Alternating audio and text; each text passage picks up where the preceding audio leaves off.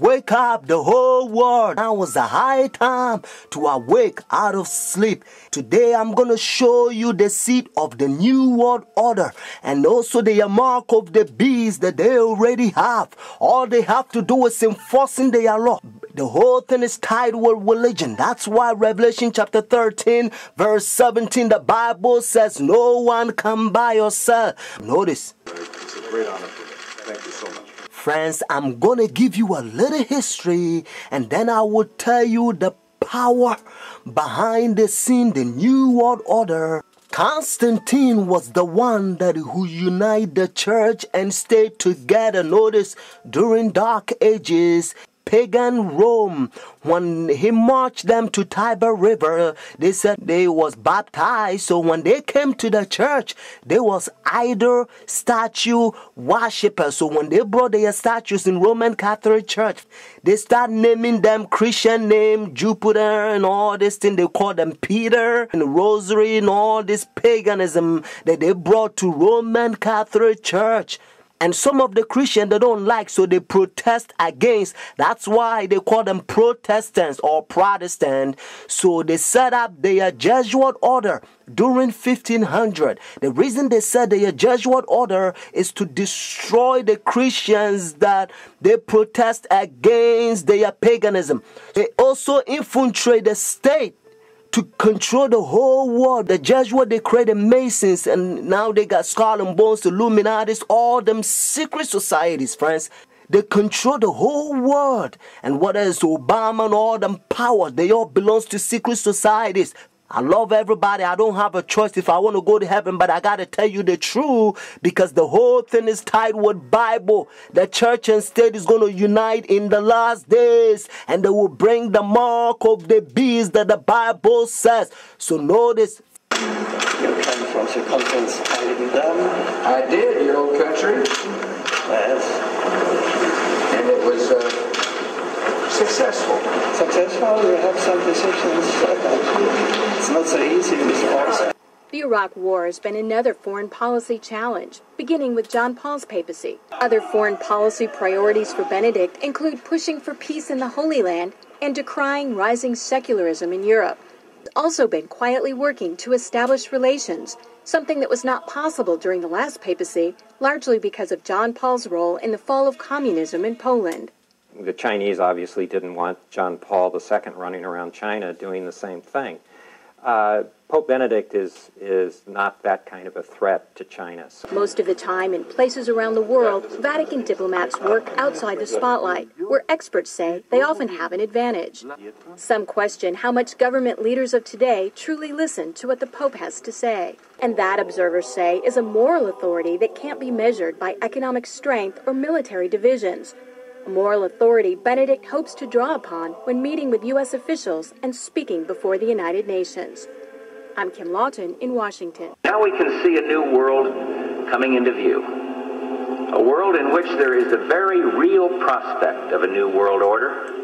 Pope Benedict XVI is calling for a new world financial order. A document entitled Charity and Truth was released just hours before the G8 summit. Friends, the Jesuit order, they also infiltrate every religion, especially Sunday churches. That's why Revelation chapter 17 called this power whore. Notice, the mother of harlot. Jesus Christ is the one who died for the whole world and he's drawn everybody to himself. But this power, they don't want you to go to Jesus Christ. They want you to go to them and confess your sin to them. So notice what Revelation chapter 18 says. And they also infiltrate the kings, presidents. So notice.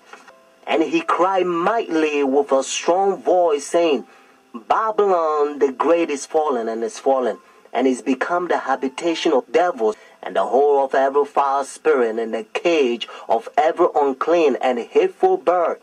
For all nations have drunk of the wine of her fornications. And notice, and the kings of the earth have committed fornication with her. Friends, now I'm going to tell you their mark. Notice this power, the mark of the beast. Because notice, if the Bible says the mark of the beast, means this power has a mark The beast is a language that God is using for this power.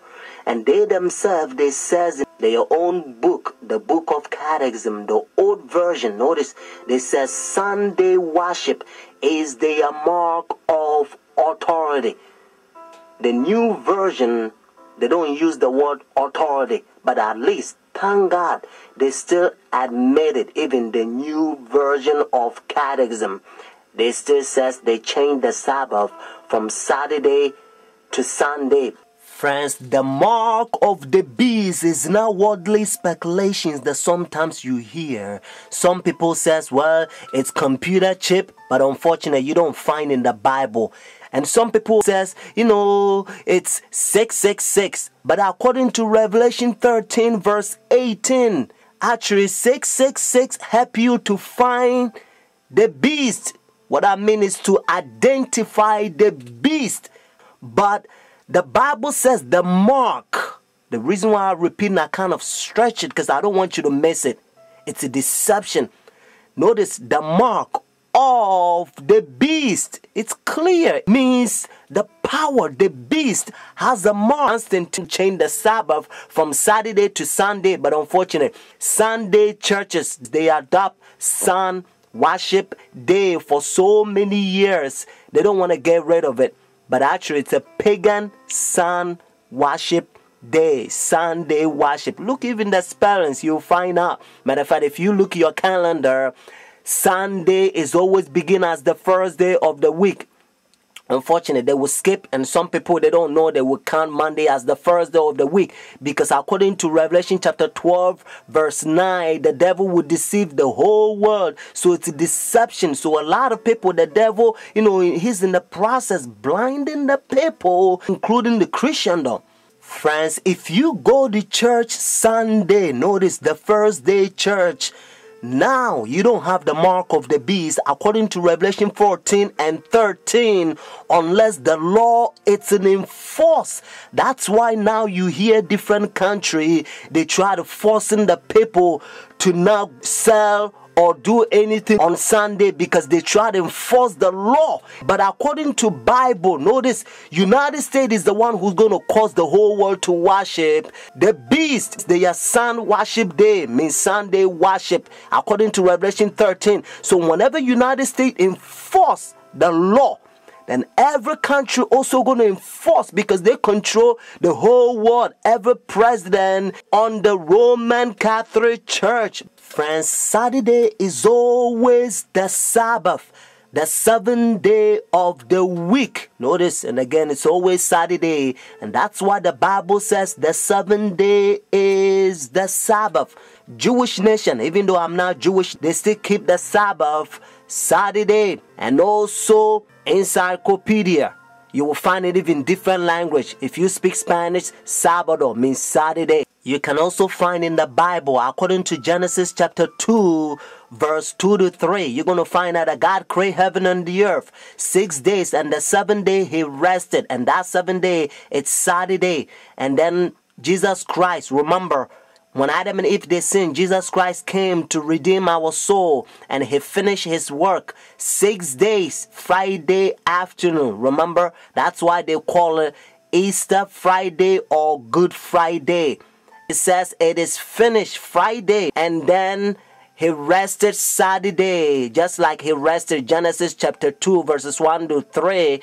And Sunday, the early day in the morning, you will find in the book of Luke chapter 24 verses 1 to 3. You will also find in Luke chapter 23 verses 50 to 56. The seventh day is always Saturday until Constantine 321. He changed it from Saturday to his own pagan sun creation worship day. The devil behind the scene. You are about to see the power. God is going to fill up with his outpouring just like he did it for the first century, the Apostle Church. And then we're going to go forward and preach the loud cry. The third angel's message. We're going to protest against their pagan sun worship day. Means their Sunday worship. And then Jesus Christ will come. Just like Bible says, if the day is not short, no flesh will be saved. But for the elect's sake, means